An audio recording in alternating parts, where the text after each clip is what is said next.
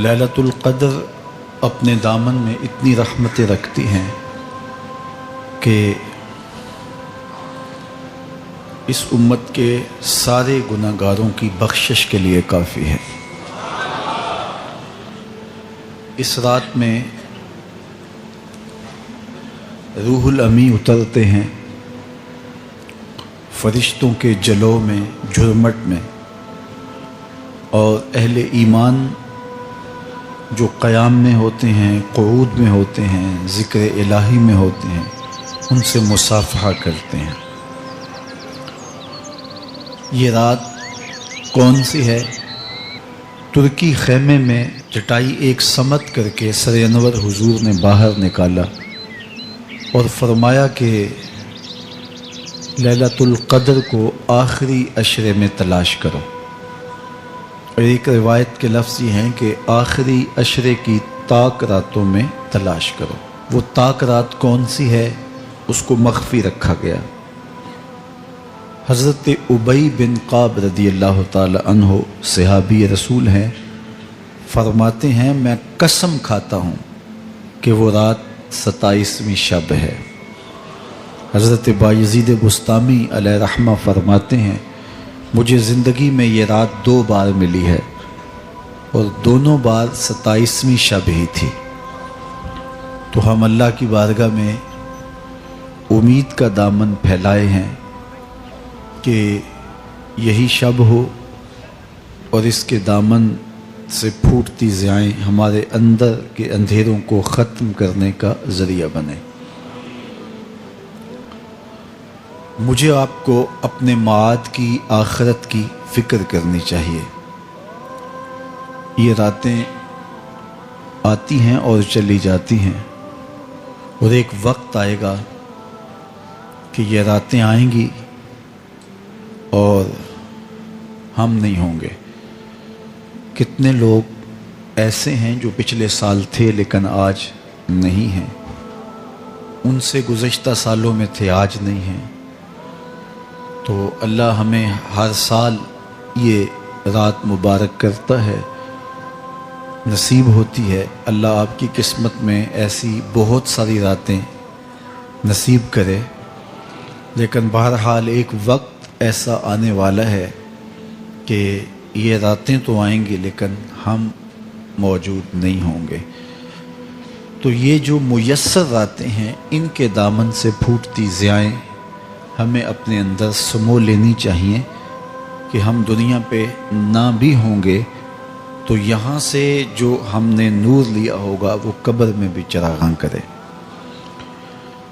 باطن کی روشنی، اندر کے اجالے اور روح کا چراغاں اس رات کے دامن سے لیا جا سکتا ہے۔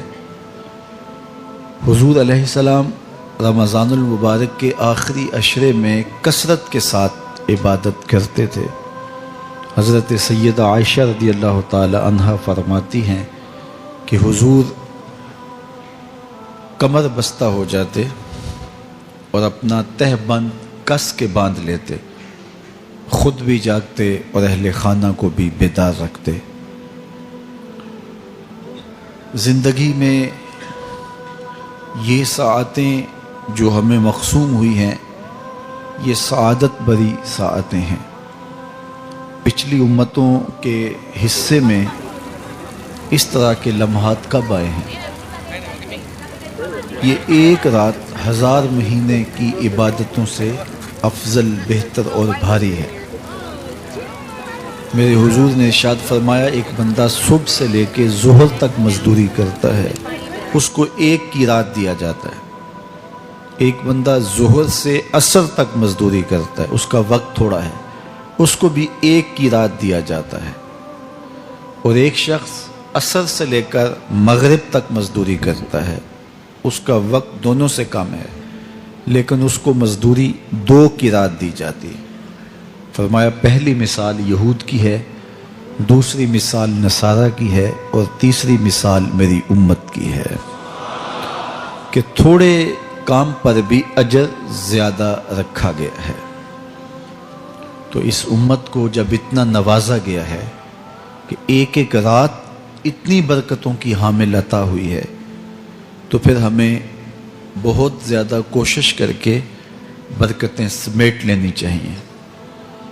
ان گھڑیوں کے دامن سے نکلتے اجالے اپنے اندر سمو لینے چاہیے.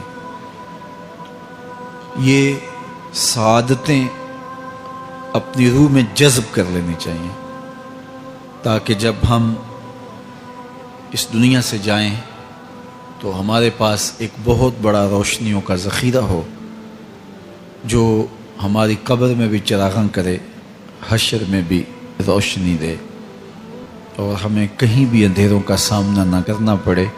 چونکہ روشنیاں تو ہم نے یہاں سے لے کے جانی ہیں، تو یہاں سے کتنی روشنیاں لے کے جاتے ہیں یہ ہماری ہمت ہے، یہ ہماری کوشش ہے. اللہ نے تو لوٹ سے لگائی ہے، اس کی رحمتیں مسلسل ہمارے اوپر برس رہی ہیں، اور یہ صدقہ ہے آمنہ کے لال کا، ورنہ ہم اس قابل کہاں تھے. تو میں اللہ کی بارگاہ میں آپ سب کے لیے دعا گو ہوں، آپ میرے لیے دعا گو ہیں کہ اس شب نور کی برکتیں ہمیں نصیب ہوں. حضور نے ارشاد فرمایا من قام لیلۃ القدر ایمانا و احتسابا غفر له ما تقدم من ذنبہ. جس نے لیلۃ القدر میں قیام کیا ایمان اور محاسبہ نفس کے ساتھ، اللہ اس کے پچھلے سارے گناہ معاف فرما دیتا ہے. ام المومنین سیدہ عائشہ رضی اللہ تعالیٰ عنہ فرماتی ہیں کہ میں نے عرض کی اے اللہ کے محبوب صلی اللہ علیہ وسلم، اگر میں لیلۃ القدر کو پا لوں تو مجھے پھر کیا دعا مانگنا چاہیے؟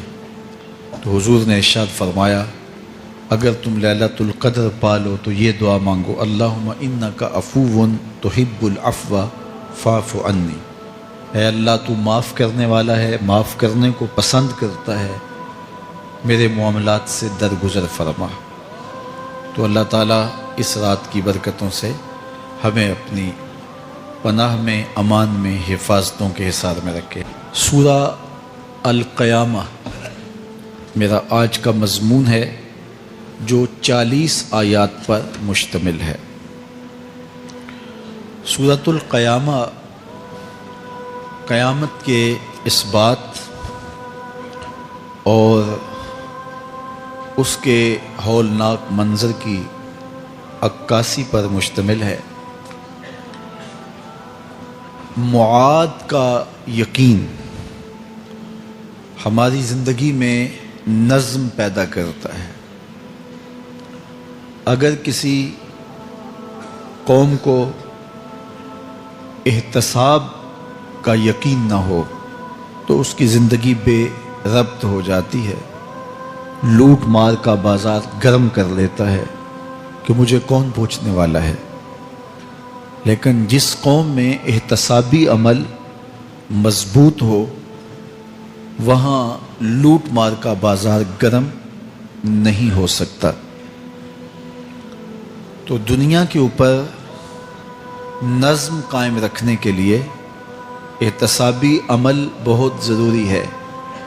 دنیا بھر کے دانشور یہ بات کہتے آئے ہیں. اگر جرائم ختم کرنے ہیں تو انصاف فراہم کرنا پڑے گا.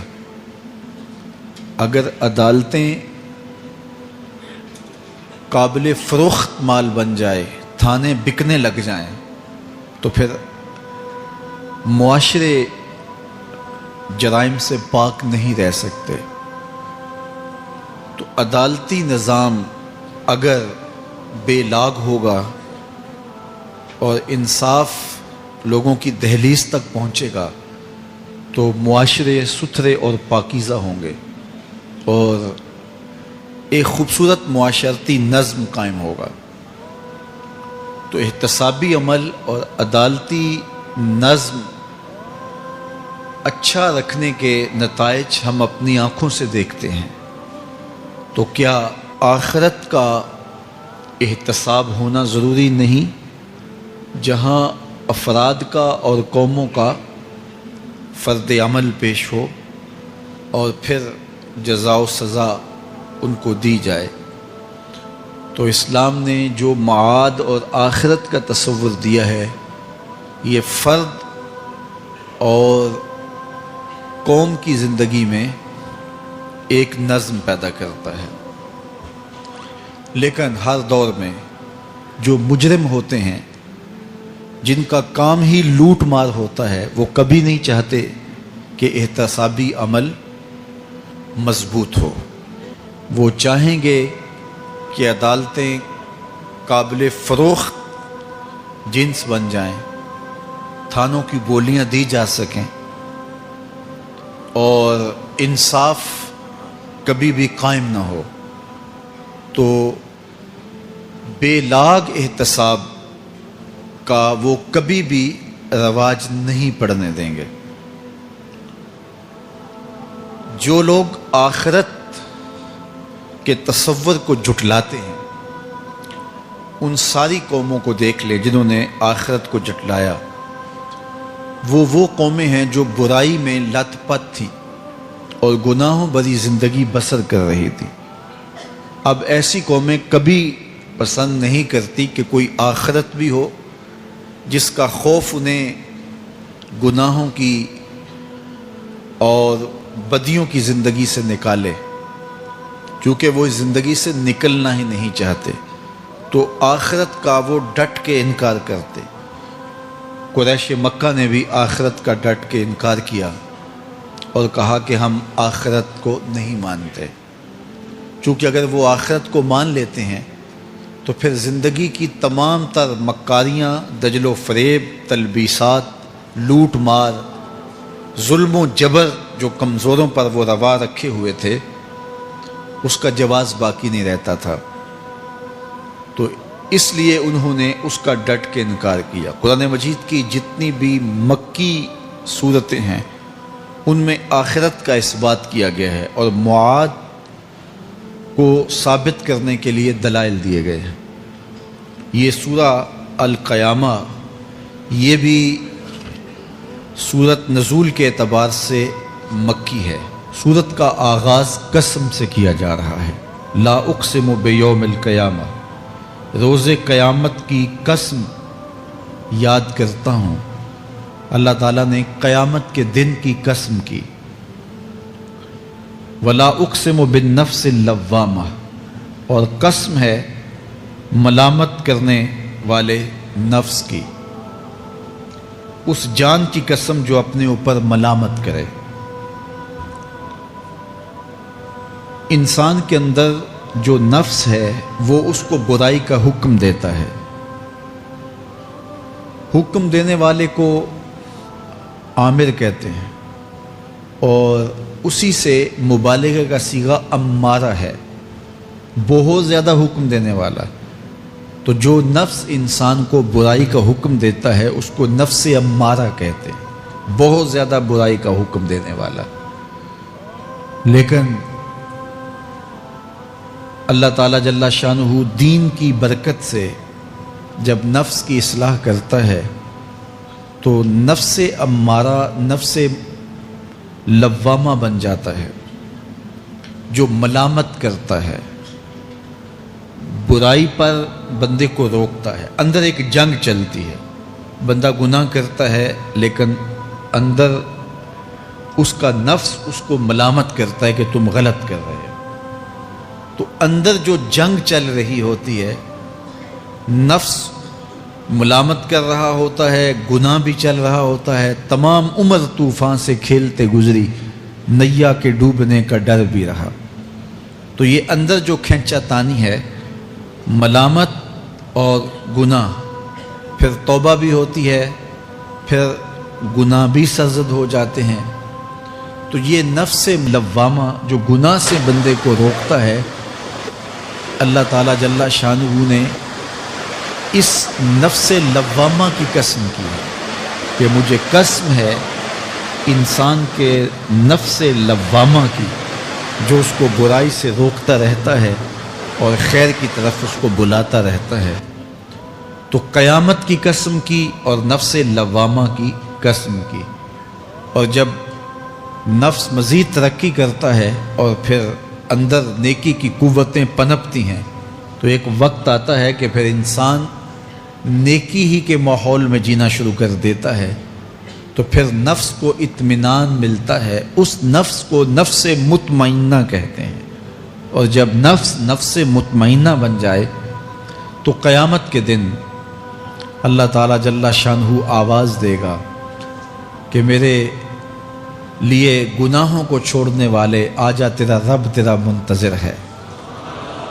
سورہ الفجر میں ارشاد فرمایا، یا ایتھا النفس المطمئنہ ارجعی الی ربک راضیۃ مرضیہ فادخلی فی عبادی وادخلی جنتی.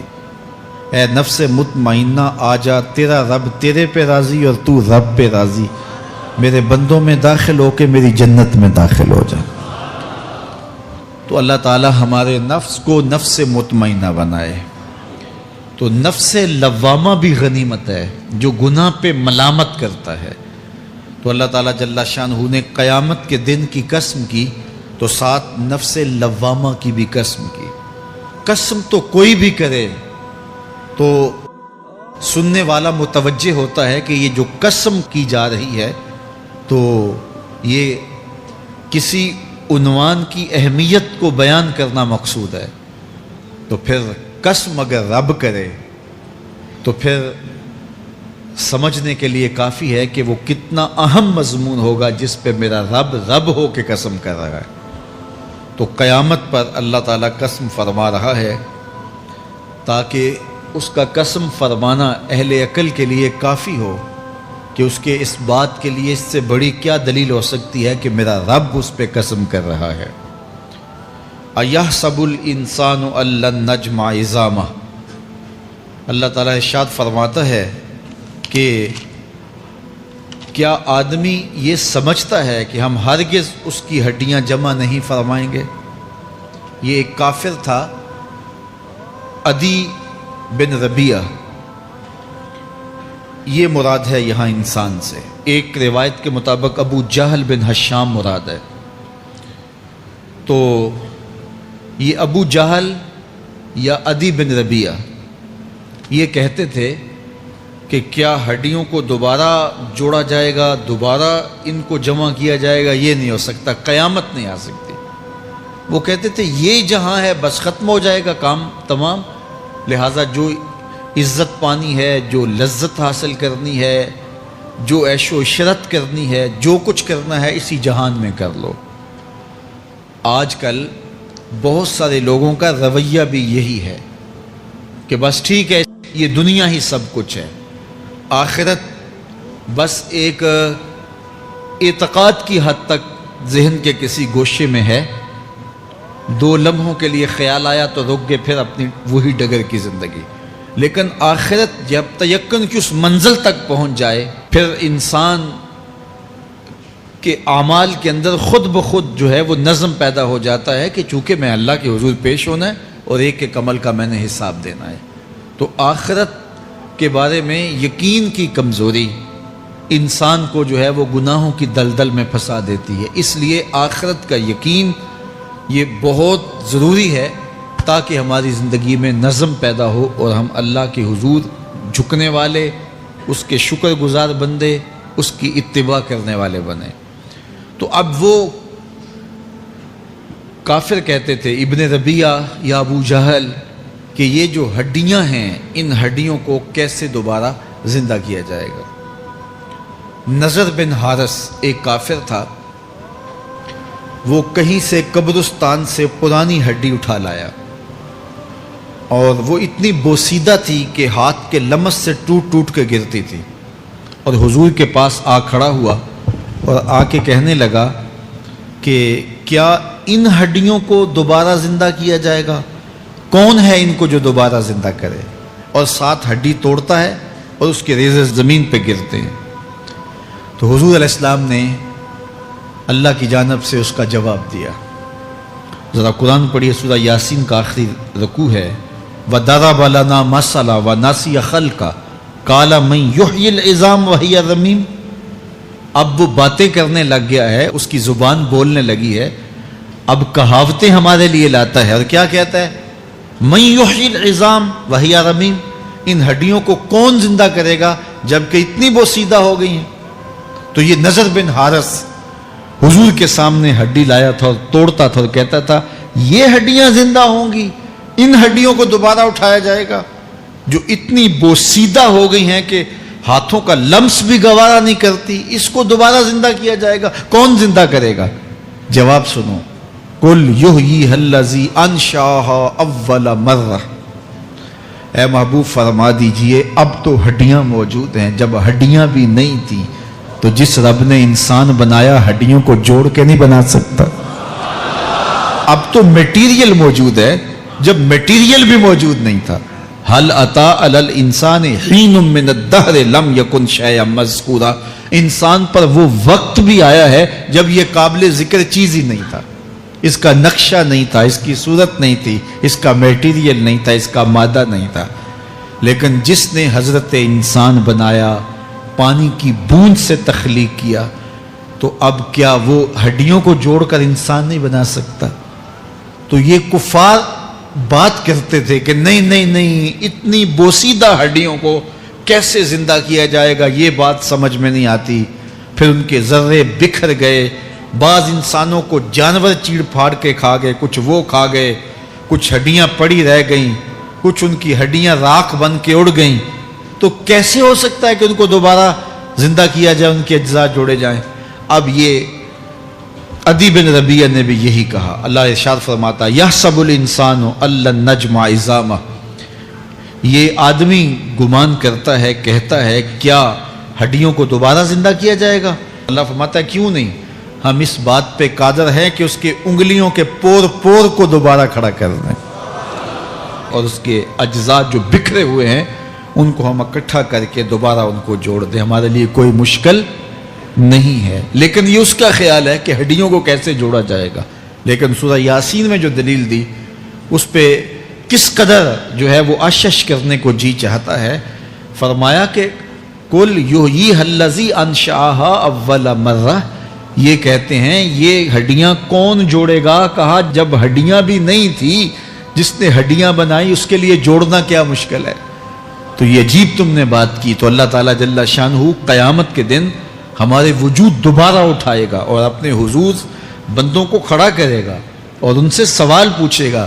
یہ نہیں ہے کہ جو مرضی کرتے گئے، ایک آدمی نے ظلم کیا، جبر کیا، زیادتیاں کی، لوگوں کا حق لوٹا، لوگوں کا مال غصب کیا، عزتیں پامال کی، اور اتنا مؤثر تھا کہ عدالتیں وہ خرید لیتا تھا، کچہریاں وہ خرید لیتا تھا، پولیس وہ خرید لیتا تھا، کوئی اسے پوچھنے والا نہیں تھا، اس کی بات چلتی تھی، اس کا فون چلتا تھا، اس کا رکا چلتا تھا، عیش و عشرت کی زندگی گزاری اور مر گیا، ہزاروں کے حق غصب کر کے، ہزاروں کا مال ہڑپ کر کے، لوگوں کی آبروئیں لوٹ کے مر گیا اور قبر میں چلا گیا، بس قصہ ختم۔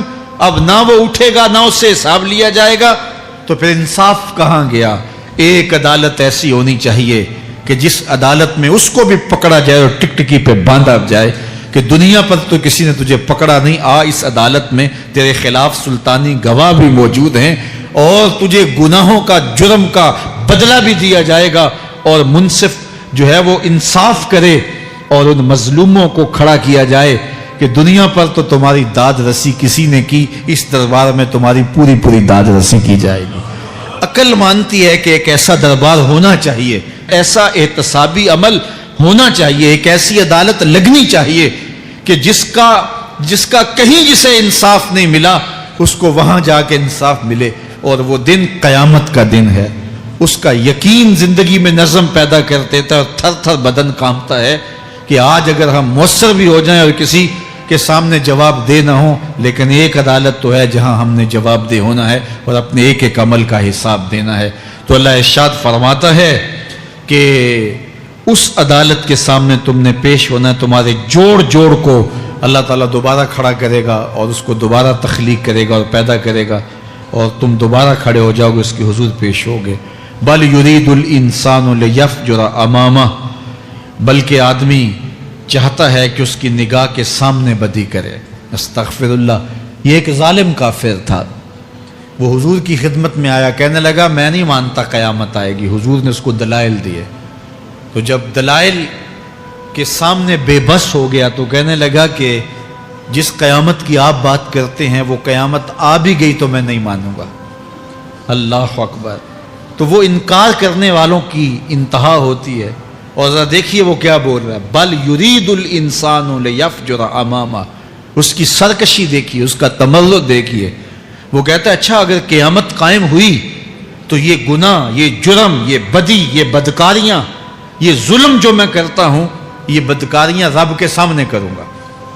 کیسی ڈٹائی ہے، مذاق اڑاتا ہے، تمسخر اڑاتا ہے آخرت کا۔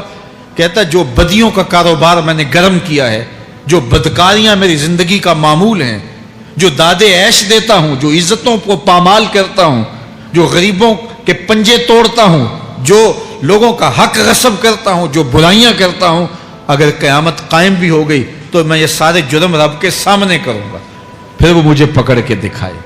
اللہ اکبر۔ یسأل ایان یوم القیامہ، پھر پوچھتا ہے اچھا قیامت کب آئے گی؟ یہ تمسخر کے طور پہ پوچھتا ہے، لاؤ نہ قیامت، کب آئے گی قیامت؟ میں جرم رب کے سامنے کرنا چاہتا ہوں۔ اللہ اکبر۔ اب جواب سنیے۔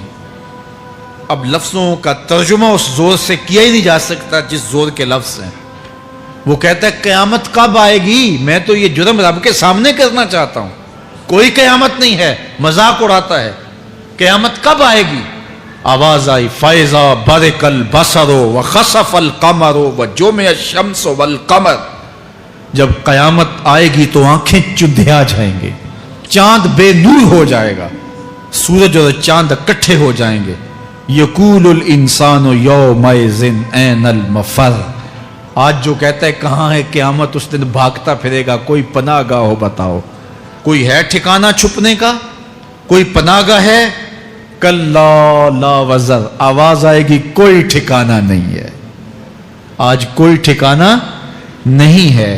الی ربک یومئذ المستقر، اگر ٹھکانہ ہے تو صرف رب کے پاس ہے، انہیں ٹھکانہ ملے گا جو رب کے بندے ہیں اور اس کی دہلیز پہ آنے والے ہیں۔ یُنَبَّأُ الْإِنسَانُ يَوْمَئِذٍ بِمَا قَدَّمَ وَأَخَّرَ، اللہ تعالیٰ اس دن بتا دے گا جو آگے بھیجا اور وہ بھی بتا دے گا جو پیچھے چھوڑا۔ ایک ایک چیز تشت ازبام ہو جائے گی۔ یوم تبل السرائر فما لہ من قوت ولا ناصر، اللہ فرماتا سارے راز کھل جائیں گے۔ جو بند کمروں میں جرم کیے، دادے عیش دیتا رہا، وہ بھی کھل جائیں گے، اور پھر کوئی طاقت نہیں ہوگی، کوئی زور نہیں ہوگا، کوئی زر نہیں ہوگا جو اس کو بے نقاب ہونے سے بچا سکے۔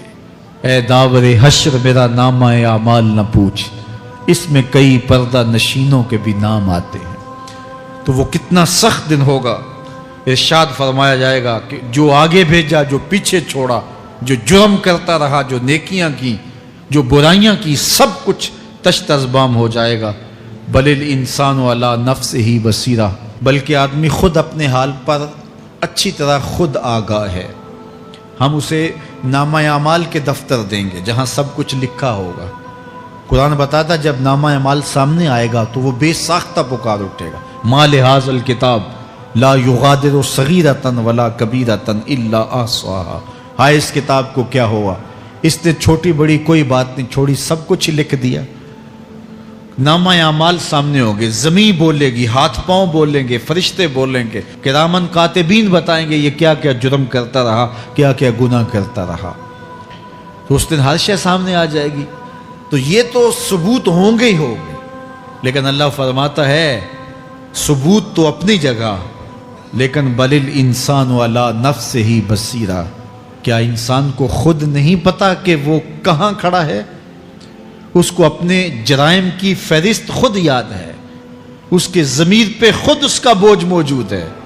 اسے یہ نامہ اعمال نہ بتاتے، فرشتے نہ بتاتے، پھر بھی اسے پتا تھا کہ میں کیا ہوں اور کہاں میں نے جرم کیا ہے۔ وَلَوْ أَلْقَى مَعَاذِيرَهُ، اللہ اکبر، اگر اس کے پاس جتنے بہانے ہوں سب لا ڈالے، جب بھی کوئی اس کا بہانہ نہیں سنا جائے گا۔ قیامت کا دن ہوگا، دنیا کے اوپر تو بہانوں سے انسان بچ نکلتا ہے۔ کوئی جھوٹ بول لیا، کوئی جھوٹا گواہ پیش کر دیا، کوئی مکر کر لیا، کوئی رشوت چل گئی، کوئی سفارش کام آ گئی، کوئی بہانہ تراش لیا، بات کو توڑ موڑ کے پیش کر لیا۔ لیکن قیامت کا جب دن ہوگا تو کوئی نہ جھوٹا گواہ چلے گا، نہ رب کی پولیس رشوت لیتی ہے، نہ وہاں انصاف کے خلاف کوئی کام ہوگا، اور نہ ہی کوئی بہانہ چل سکے گا۔ اللہ اکبر۔ دوسری بات مفسرین نے یہ بھی لکھی کہ بعض اوقات یہ ہوتا ہے کہ انسان اپنے گناہ پر، اپنے جرم پر کوئی بہانہ تلاش کر کے لوگوں کو مطمئن کر لیتا ہے۔ جو اس نے جرم کیا، کسی سے زیادتی کی، کسی کا حق غصب کیا، تو لوگوں نے ملامت کی تو وہ کوئی بہانہ تلاشتا ہے اور لوگوں کو مطمئن کر لیتا ہے۔ بعض اوقات لاجواب کر دیتا ہے، بعض اوقات مطمئن بھی کر لیتا ہے۔ وہ لوگوں کو تو مطمئن کر لیتا ہے لیکن وہ خود مطمئن نہیں ہو سکتا۔ جس نے جرم کیا ہوتا ہے، جرم اس کو اندر سے ڈستا رہتا ہے، اس کا ضمیر اس کو ٹھوکریں مارتا رہتا ہے، اندر کی بے چینی اسے تنگ کرتی رہتی ہے۔ اگرچہ وہ دلائل سے، مکر و فریب سے، باتوں کو توڑ موڑ کے عذر کر لیتا ہے، کوئی بہانہ بنا لیتا ہے، لیکن اس کے باوجود اس کے اندر کوئی چین، اندر کوئی اطمینان نہیں ہوتا۔ اللہ اکبر۔ تو مجرم بے چین رہتا ہے۔ آج ہماری بے چینیوں کا ایک سبب ہمارا مالک کی دہلیز سے منہ موڑنا اور بہت سارے دیدہ نادیدہ گناہوں کا ارتکاب کرنا ہے۔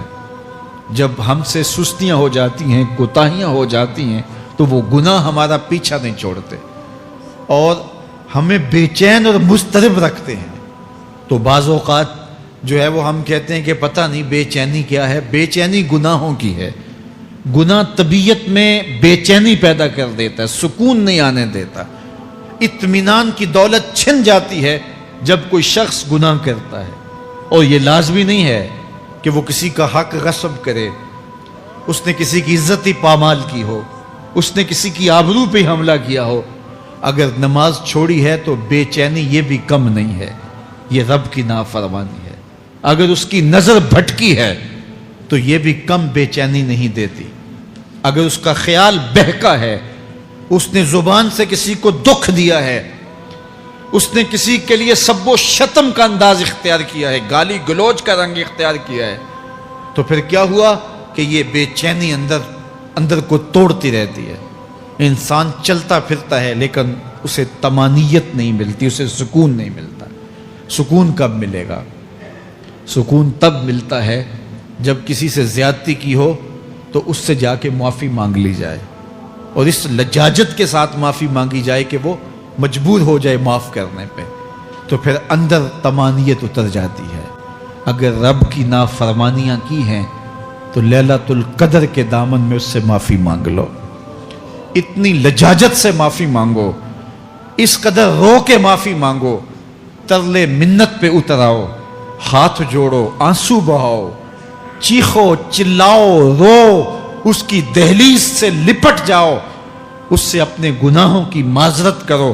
جب مالک نے معاف کر دیا، اندر کی ساری بے چینیاں مٹ جائیں گی، دل کو قرار مل جائے گا، دل کو تسکین نصیب ہوگی۔ تسکین اس کی دہلیز سے تمہیں ملے گی، یہ اندر سے پھوٹتی ہے، باہر سے نہیں آتی ہے۔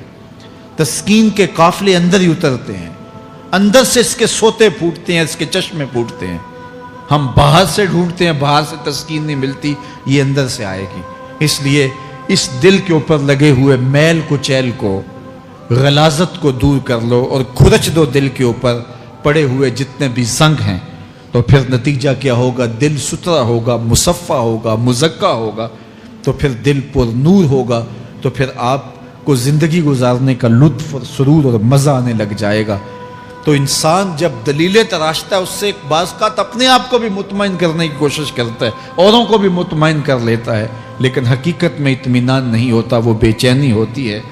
تو اللہ تعالیٰ جل شانہ اس کہانی کو بیان کرتے ہوئے ایک اور مضمون کو بیان کیا، اور یہ بالکل درمیان میں جملہ معترضہ کے طور پہ جو ہے وہ نظر آ رہا ہے کہ بات تو چل رہی ہے، تو اچانک اللہ اپنے محبوب سے مخاطبہ فرماتا ہے اور کیا ارشاد کرتا ہے؟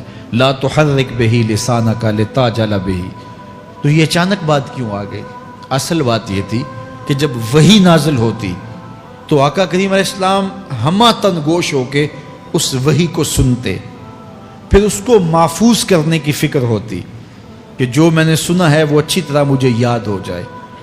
اور پھر آقا کریم علیہ السلام کی تیسری فکر یہ ہوتی کہ اس کے جو معارف ہیں، اسرار ہیں، اور اس کے جو ثمرات ہیں، اس کی جو تفصیلات اور نکلنے والے اس کے نتائج ہیں، وہ بھی اچھی طرح جو ہے وہ میں سمجھ پاؤں۔ تو یہ 3 مشقتیں بیک وقت حضور گوارا کر رہے ہوتے۔ اب قیامت کا ہولناک منظر جو پیش کیا گیا، اور پھر انسان جب اپنے رب کی نافرمانی کرتا ہے تو جو اس کا حال ہوتا ہے، تو یہ سارے مضامین کو اللہ کے محبوب سن رہے تھے۔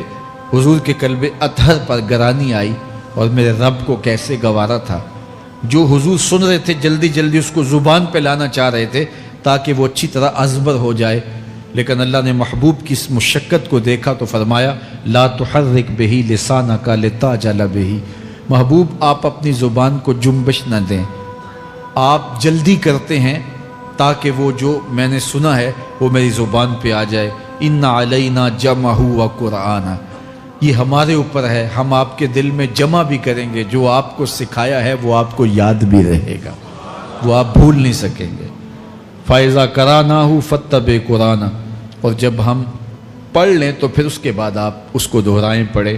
ثُمَّ إِنَّ عَلَيْنَا بَيَانًا، پھر اس کی تفصیل بھی ہمارے ذمہ ہے، اس کا بیان بھی ہمارے ذمہ ہے۔ اس سے وہ لوگ جو حجیت حدیث کا انکار کرتے ہیں اور پھر وہ کہتے ہیں کہ نہیں بس قرآن مجید کی آیات ہی ہیں، اس کے علاوہ اور کچھ نہیں ہے، وہ من اللہ نہیں ہے، تو یہاں غور کرنا ہے۔ ثم ان علینا بیانہ فرمایا گیا، پھر ہمارے اوپر ہے اس کا بیان جو آپ کو ہم القاء کریں۔ اور آقا کریم نے فرمایا، سنن نسائی کی روایت ہے، انما اوتیت القرآن ومثلہ معہ، مجھے قرآن دیا گیا اور قرآن جتنے اور علوم بھی میرے سینے میں رکھے گئے۔ تو صرف قرآن ہی نہیں اتارا گیا حضور کے سینے میں، حضور کے سینے میں بہت کچھ نازل کیا۔ حضور کا سینہ گنجینہ ہے اسرار و معانی کا، اور اللہ تعالیٰ جل شانہ نے اپنے محبوب کو بہت کچھ عطا کیا۔ یہ بیان کرنے کے بعد فرمایا کلا بل تحبون العاجلہ وتذرون الآخرہ، اللہ اکبر، کوئی نہیں بلکہ یہ جو تم لوگ ہو اے کافرو، تم اس چیز کو پسند کرتے ہو جو بالکل نقد ہے، جو جلد ملنے والی ہے۔ دنیا کا سودا نقد ہے، دنیا کے نفع نقد ہیں، دنیا کی لذات نقد ہیں۔ شیطان کہتا ہے اب چوری کرو اب مال آئے گا، اب زنا کرو اب لذت ملے گی، اب ڈاکہ کرو اب امیر ہو جاؤ گے۔ تو دنیا کے سودے نقد ہیں اور آخرت کے وعدے ادھار ہیں۔ تو ارشاد فرمایا بل تحبون العاجلہ، تم دنیا کی جو عاجل چیزیں ہیں، جو بالکل نقد سودے ہیں، تم ان کے پیچھے پڑتے ہو، وتذرون الآخرہ، اور آخرت کو چھوڑتے ہو۔ دوسرے مقام پہ ارشاد فرمایا سورہ الاعلیٰ میں بل تؤثرون الحیات الدنیا والآخرۃ خیر وابقی، تم دنیا کی جیتی زندگی کو ترجیح دیتے ہو، حالانکہ آخرت بہتر بھی ہے اور دائمی بھی۔ میں آپ کی توجہ چاہوں گا، آخرت بہتر بھی ہے اور دائمی بھی، لیکن تمہاری ترجیح یہ دنیا ہے جس کی آخرت کے مقابلے میں کوئی حیثیت ہی نہیں ہے۔ حضور نے ارشاد فرمایا اگر کسی کو جنت میں ایک کوڑا رکھنے کی جگہ مل جائے، ایک ڈنڈا رکھنے کی جگہ مل جائے، دنیا و ما فیہا کی دولتوں سے وہ زیادہ قیمتی ہے۔ 7 براعظموں پہ پھیلی ہوئی کائنات، سمندروں کی تہوں میں قیمتی موتی، پہاڑوں کے دامن میں قیمتی معدنیات، مالیاتی اداروں کے پاس سرمائے، لوگوں کے پاس دولت کے انبار، یہ سارے اکٹھے کر لیے جائیں اور ان کی قیمت لگائی جائے، اور جنت میں ایک ڈنڈا رکھنے کی جگہ، ایک عصا رکھنے کی جگہ، ایک کوڑا رکھنے کی جگہ، وہ جگہ پھر بھی زیادہ قیمتی ہے۔ پراپرٹی ویلیو ہوتی ہے نا، وہ کہتے ہیں کہ دور دراز دیہات سے 10 ایکڑ فروخت کریں تو یہاں ہمارے بائی پاس پہ اگر لیں تو 1 کنال جگہ آئے گی، 10 ایکڑ فروخت کر کے یہاں 1 کنال ملے گی۔ اور اگر آپ مزید اس کو فروخت کر کے مزید جو ہے وہ کسی مہنگے علاقے میں چلے جائیں تو ہو سکتا ہے 2 مرلے اس 10 ایکڑ کے مقابلے میں آئیں۔ تو اس طرح مختلف جگہوں کی پراپرٹی ویلیو ہوتی ہے، اللہ کے محبوب جنت کی پراپرٹی ویلیو بتا رہے ہیں۔ 7 بر اعظموں پہ پھیلی ہوئی کائنات کو ایک پلڑے میں رکھیں، پوری دنیا کے اندر جو سرمائے ہیں، جو ماضی میں سرمائے لوگوں نے خرچ کر لیے، جو حال میں موجود ہیں، جو آنے والے ادوار میں لوگوں کے پاس آئیں گے، قارون کا خزانہ اور سرمائے سارے اکٹھے کر کے ایک پلڑے میں رکھ دیں، جنت میں ایک عصا رکھنے کی جگہ پھر بھی زیادہ قیمتی ہے۔ تو پھر دنیا کی آخرت کے مقابلے میں قیمت کیا ہوئی؟ دنیا کی جنت کے مقابلے میں ویلیو کیا ہوئی؟ اور جنت میں سب سے کم جگہ کس کو ملے گی؟ جو سب سے آخر میں جائے گا۔ ظاہر ہے سب سے کم جگہ اسی کے پاس ہوگی جو سب سے آخر میں جہنم کے دھکے کھا کھا کے، رگڑے سہ سہ کے پھر آخر میں جنت میں جائے گا، سب سے تھوڑی جگہ اس کے پاس ہوگی۔ حدیث پاک میں آتا ہے، بخاری میں آتا ہے، حضور نے ارشاد فرمایا کہ جب جہنم سے آخری جہنمی نکالا جائے گا تو اللہ تعالیٰ اسے پوچھے گا بتا تیری کوئی آرزو، تو وہ کہے گا مالک یہ آرزو ہے، یہ آرزو ہے، مختلف آرزویں بتائے گا۔ اللہ فرمائے گا لکا ما تمنیتا، جو تو نے آرزو کی جا جا تجھے میں نے عطا کر دی، اب جنت میں چلا جا۔ تو اس کی تو توقع یہ ہوگی کہ سایہ دیوار جنت میں جگہ مل جائے تو غنیمت ہے، اور اگر جنت کے اندر جاؤں تو کوئی جھونپڑا مل جائے 2 مرلے کا تو وہ بھی کافی ہے۔ لیکن اللہ اسے کتنی جگہ دے گا؟ اللہ فرمائے گا جا جنت میں، تیرے لیے جنت میں دنیا سے 10 گنا جگہ ہے۔ 7 بر اعظموں کو 10 سے ضرب دے تو کہا کہ دنیا سے 10 گنا جگہ تیرے لیے۔ اس کو یقین ہی نہیں آئے گا، وہ کہے گا اتسخر وانت الملک، میرے رب تو بادشاہ ہو کے مجھ سے مذاق کر رہا ہے؟ اللہ فرمائے گا نہیں، تیرے لیے 10 گنا جگہ ہے، اور اس کے لیے 10 گنا جگہ ہوگی جو سب سے آخر میں جنت میں جائے گا۔ میں آپ کی توجہ چاہوں گا، جو آخری جنتی ہے اس کے پاس کتنی جگہ ہوگی، کتنی پراپرٹی ہوگی؟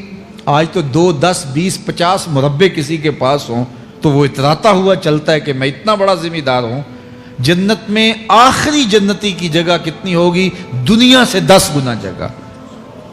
تو داتا گنج بخش علی حجویری کی جاگیروں کا عالم کیا ہوگا؟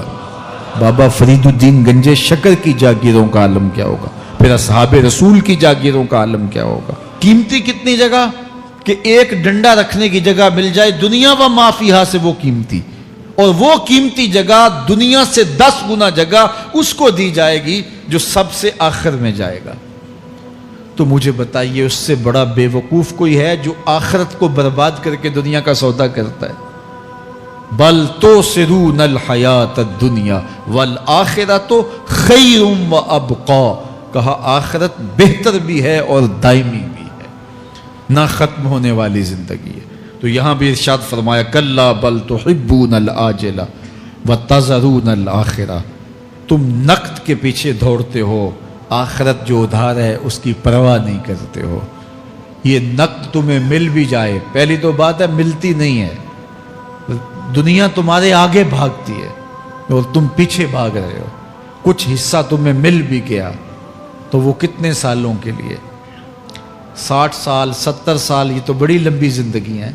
ہمارے ہاں 45 سال ایوریج نکالی گئی ہے۔ 60 سال بھی کوئی جی لے، 70 سال بھی کوئی جی لے، کیا حیثیت ہے آخرت کے مقابلے میں؟ آخرت کا ایک دن یوم حشر قرآن بتاتا ہے 50,000 سال کا ہوگا۔ 50 سال کا نہیں، 50-100 سال کا نہیں، 50,000 سال کا ایک دن۔ پھر اس کے بعد نہ ختم ہونے والی زندگی، مینڈے کی شکل میں موت کو بھی ذبح کر دیا جائے گا، موت کو بھی موت آ گئی، اب موت نہیں ہے، نہ ختم ہونے والی زندگی۔ اور جو جنت میں چلا گیا سب سے آخر میں جانے والے کی یہ جائیدادیں۔ تو اصل زندگی تو آخرت کی زندگی ہے۔ کلا بل تحبون العاجلہ وتذرون الآخرہ، یہ تو ایک سودا ہے۔ اب اللہ تعالیٰ ایک اور چیز بتا رہا ہے، ذرا غور کیجئے۔ دنیا کی محبت دل میں ایسی پیدا ہو گئی کہ ہمیں سال کے بعد ماہ سیام میں مسجد میں آنا نصیب ہوتا ہے، اور ہم اپنی ہی دنیا میں مگن ہیں کہ یہی دنیا سب کچھ ہے۔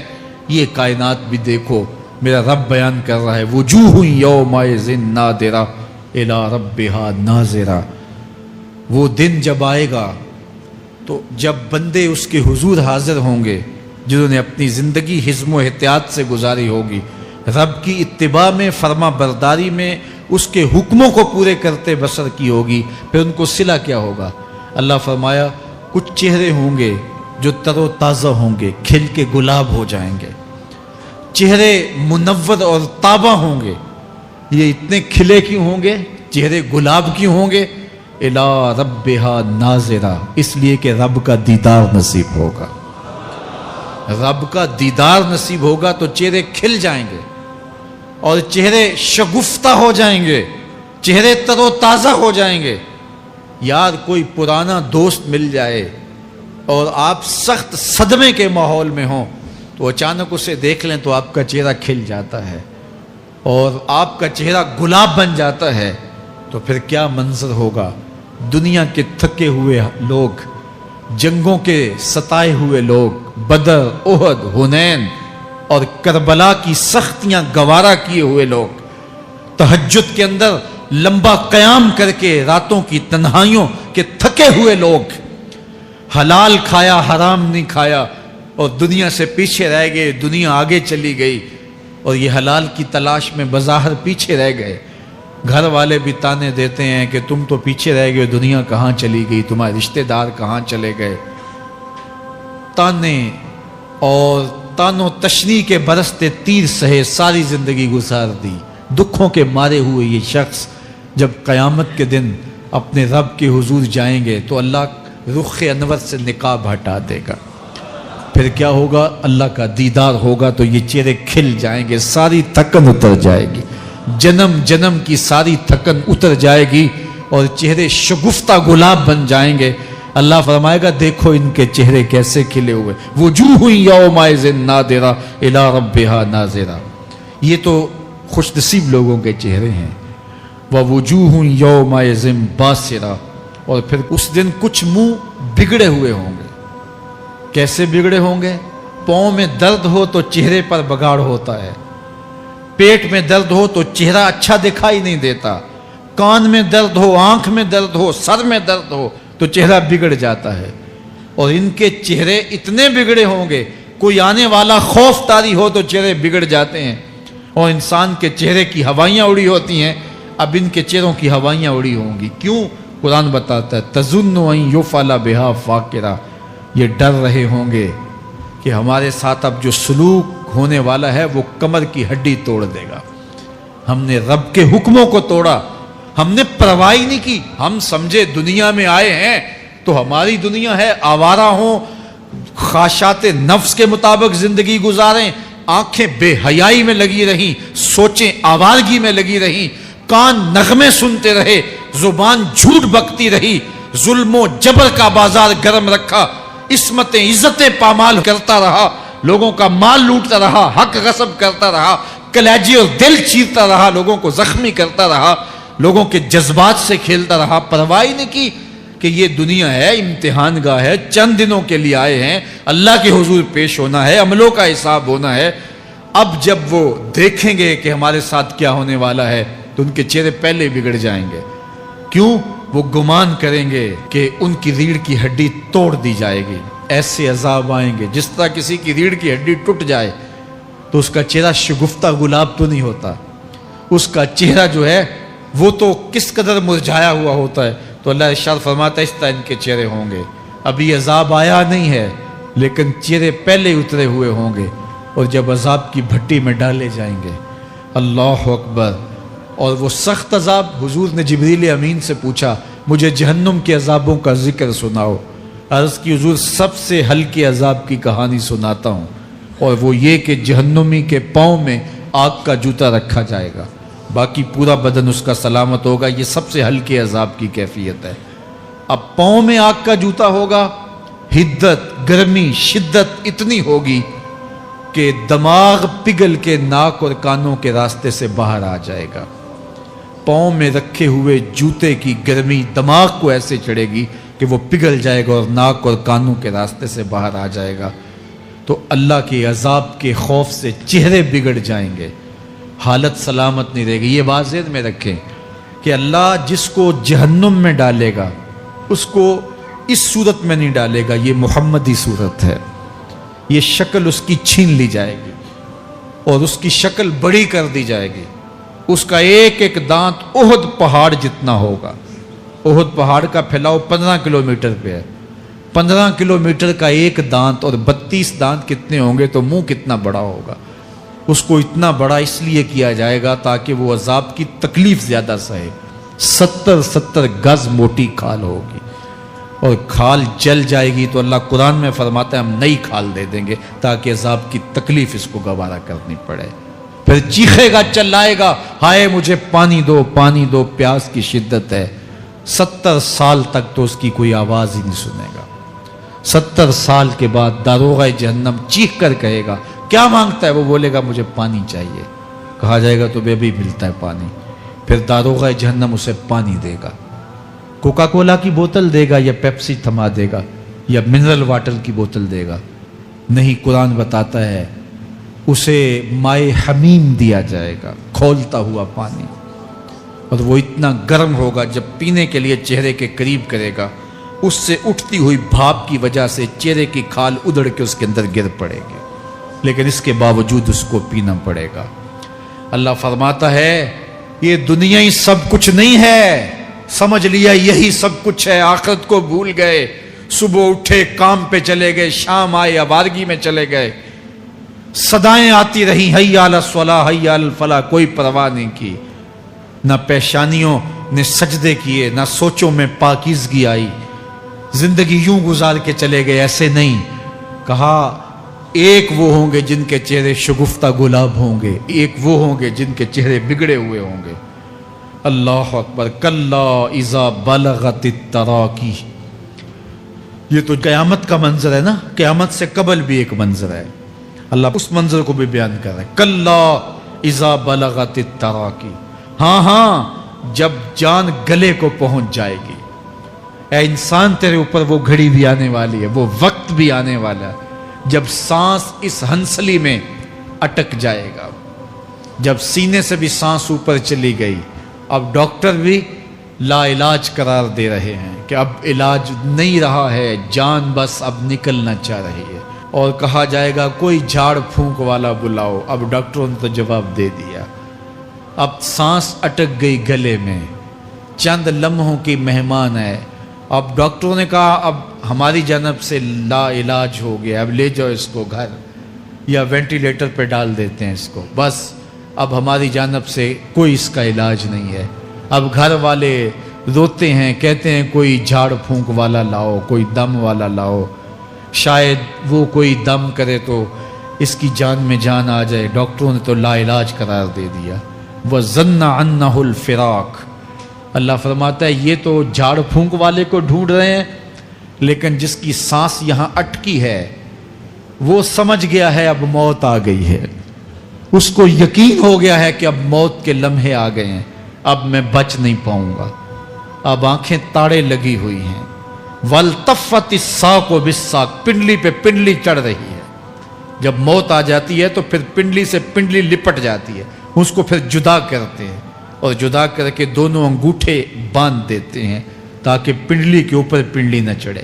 اللہ وہ منظر بیان کرتا ہے صاحب یہ وقت آنے والا ہے جب دونوں انگوٹھے باندھ دیے جائیں گے، جب ناک میں روئی ٹھونس دی جائے گی، جب چٹے لباس میں کفن دیا جائے گا، جب غسال کے سامنے بے بس پڑے ہوں گے، وہ چاہے یہ بازو اٹھائے چاہے یہ بازو اٹھائے، گرم پانی ڈالے یا سرد پانی ڈالے، جب بس پڑے ہوئے ہوں گے جو ہے وہ غسل دینے والوں کے، اور ناک میں روئی ہوگی اور دونوں انگوٹھے آپس میں بندھے ہوں گے، یہ محل، یہ ماڑی، یہ کوٹھیاں، یہ بنگلے جس کو سویر شام لگ کے حلال حرام کی تمیز کیے بغیر بنایا تھا، غوث اعظم رضی اللہ تعالیٰ عنہ بولے مکان بنا رہا ہے بسیں گے اور حساب تو جا کے دے گا، اور یہ تو ایک رات بھی تجھے اس گھر کے اندر نہیں رکھیں گے کہ چلو ایک رات مہمان رکھ لیں، کہتے ہیں نہیں نہیں مہمانوں نے بھی جانا ہے تو جلدی کرو اس کو سپرد کراؤ، وہ تو تیرا لباس بھی پھاڑ کے اتاریں گے، خود غسل دینے کے لیے تیار بھی نہیں ہے،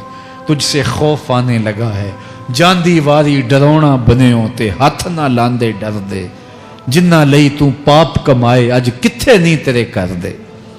आज तो वो तेरे साथ तुझे गुस्ल देने के लिए आमादा नहीं है।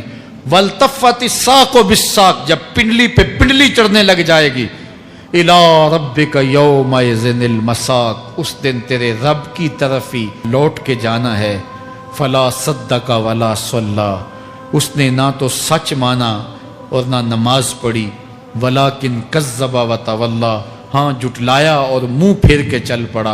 सुम्मा ज़हबा इला अहलिही यतमत्ता, फिर अपने घर को अकड़ता हुआ चला। औला लका फ़औला सुम्मा औला लका फ़औला, तेरी खराबी आ पहुंची, हाँ तेरी खराबी आ पहुंची।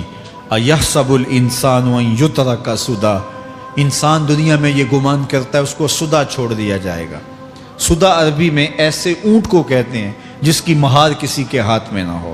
शुतरे बेमहार, जहाँ मर्जी जिस घाट से चाहे पानी पिए, जहाँ से मर्जी चारा ले, तो शुतरे बेमहार को कहते हैं सुदा।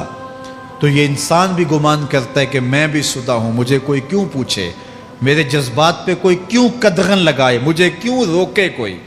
बिलखुसूस जवानी के अय्याम के अंदर जवान को बड़ा होता है कि कोई मुझे क्यों, वो तो माँ बाप के कहने में भी नहीं आना चाहता। वो कहता है क्यों मुझे रोकते हैं, मेरी जवानी है, मेरे जज्बात हैं, मुझे आज़ादी से जीने दो, क्यों मेरे रास्ते में रुकावट बनते हो, मैं सुदा हूँ। अल्लाह फरमाता है नहीं, एक ऊँट तो सुदा हो सकता है, जिसको मैंने अशरफुल मखलूकात बनाया है उसको तो सुदा नहीं छोड़ूंगा, उसको तो पाबंद बनाऊंगा हकाम का। अब वो कहता है कि नहीं नहीं, ये कैसे दोबारा उठाए जाएंगे। अब दोबारा वही बात फिर आ गई। अलम यकुन नुतफ़तम मिन मनिय्यि युमना, अल्लाह फरमाता है एक बूंद थी ना, पानी का एक कतरा था जो रहम मादर में रखा गया।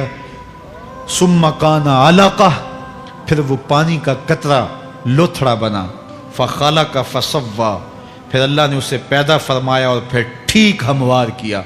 फ़जअल मिन्हु ज़ौजैनि ज़कर वल उन्सा, फिर उससे वो जोड़ बनाए, कोई मर्द बनाया कोई औरत बनाई।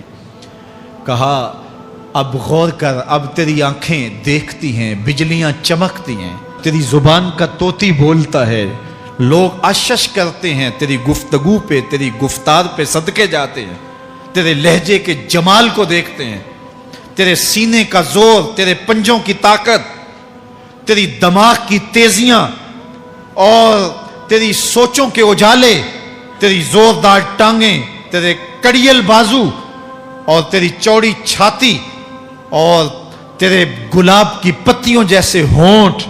ऐ इंसान, ये सब कुछ कहाँ तराशा गया? माँ के रहम में, उस तारीकी में जो 3 पर्दों में थी। तेरा सर तेरे घुटनों में था और तेरे रब ने वहां तेरे अंदर नस्वानियत या रुजूलियत की सलाहियतें पैदा की, तेरी आंखों में चमक पैदा की, तेरे कानों में नगमे बखेरे, तेरी जुबान के पट्ठों पे कुव्वते जायका रखी, तुझे बोलने की सलाहियत दी, तेरे पंजों में जोर रखा। आज तू मुफ्ती शहर है, आज तू अलामतुद दहर है, आज तू काज़ीउल कज़्ज़ात है, आज तू मिनिस्टर है, आज तू वजीर आजम है, आज तू पहलवान है, आज तू शहजादा है, आज तू बादशाह है, आज तू जोरावर है, आज तेरी ताकत के क्या कहने। आज शेरों को तू नचा लेता है, हाथियों को तू बैठा लेता है, आज तू बड़ा जोरावर घुड़सवार है, आज तेरी ताकत के क्या कहने। तू कुश्ती करता है, जमाना देखने आता है, आज तेरी ताकत के शोहरे हैं, तेरी अजमत के तंतने हैं। लेकिन इंसान, तू एक नापाक कतरा था और रहम मादर में था। तेरे अंदर ये रंग किसने भरे? तेरे कानों में नगमे किसने रखे? तुझे दिमाग की कुव्वतें किसने दी? जुबान को बोलना किसने सिखाया? आंखों में तवानाइयां किसने रखी? तेरी जुबान का तोती बोलता है, ये सलीके किसने दिए?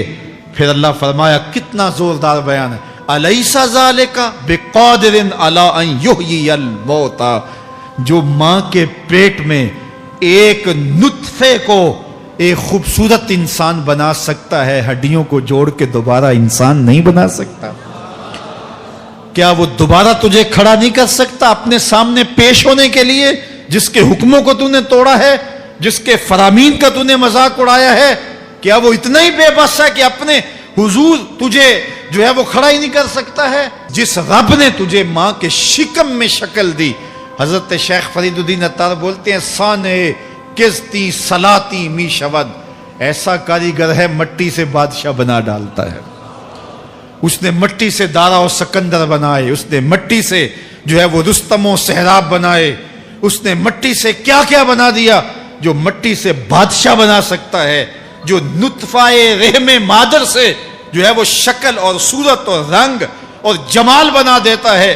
تیری صورت نکھرتی ہے، تیرے ہونٹ گلابی ہیں اور تیری نرگسی آنکھیں ہیں، تیرے ریشمی بال ہیں اور تیری خوبصورت رنگت ہے، تو چال چلتا ہے تو لگتا ہے قیامت چل رہی ہے، تیرا قد رانا جو ہے وہ صنوبر کو شرماتا ہے، تیری گفتار کے تنتنے ہیں۔ جس نے اتنی خوبصورت شکل ماں کے رحم میں بنائی، کیا وہ ہڈیوں کو جوڑ کے دوبارہ انسان نہیں بنا سکتا؟ وہ دوبارہ انسان بنائے گا اور پھر تجھے اپنے حضور کھڑا کرے گا۔ اور ایک حدیث میں آتا ہے اللہ بندے کو اپنے حضور کھڑا کرنے کے بعد اپنے سامنے سے ہٹنے نہیں دے گا جب تک 5 سوال نہیں پوچھ لے گا۔ ان عمر ہی فیما افنا ہو، اس کی عمر کے بارے میں پوچھے گا کہاں ضائع کی؟ میں نے تجھے زندگی دی 60 سال 70 سال 40 سال 50 سال، اس زندگی کو کہاں گزار کے آیا ہے؟ ان شباب ہی فیما ابلا ہو، اس کی جوانی کے بارے میں پوچھا جائے گا جوانی کہاں گزار کے آیا ہے؟ مجنوں تو نہیں بنا رہا، خواہشات کا اسیر تو نہیں ہو گیا، دیوانوں کی طرح زندگی تو نہیں گزار کے آ گیا؟ تیری جوانی کسی چوک میں تو نہیں گزری، تیری جوانی آوارگی میں تو نہیں گزری، ساری رات سوشل میڈیا کے اوپر گندگی اور غلاظتیں تو نہیں دیکھتا رہا؟ تیری زندگی گزری کہاں ہے؟ تیری جوانی گزری کہاں ہے؟ اگر کوئی جواب نہ ہوا تو پھر کیا جواب دے گا؟ اور وہ کتنا خوش نصیب ہوگا جو کہے گا مالک میری جوانی سجدوں میں گزری، میری جوانی قیام میں گزری، میری جوانی رکوع میں گزری۔ میرے حضور فرماتے ہیں سبعۃ یظلھم اللہ فی ظلہ یوم لا ظل الا ظلہ، 7 اشخاص ایسے ہیں قیامت کے دن جب کوئی سایہ نہیں ہوگا، اللہ ان 7 کو اپنے عرش کا سایہ دے گا۔ ان میں سے دوسرا شخص میرے حضور نے بیان فرمایا وشاب نشأ فی عبادت اللہ، وہ جوان جس کی جوانی اللہ کی عبادت میں گزری۔ جوانوں اپنی زندگی کو مالک کی دہلیز پہ لے آؤ، جوانی وہی ہے جو مالک کی چوکھٹ پہ گزرے۔ اپنے دل کا تعلق جوڑو، عشق کرنا ہے تو پھر آمنہ کے لال سے کرو، محبت کا رشتہ ان سے جوڑو، تعلق کا ربط ان سے قائم کرو، جوانی کو دین کی راہ پہ ڈالو۔ اللہ اکبر، سنو میرے حضور کا فرمان، انا حبیب اللہ، میں اللہ کا حبیب ہوں۔ پھر فرمایا الشاب التائب حبیب اللہ، جو جوان جوانی میں توبہ کرے وہ بھی اللہ کا حبیب ہے۔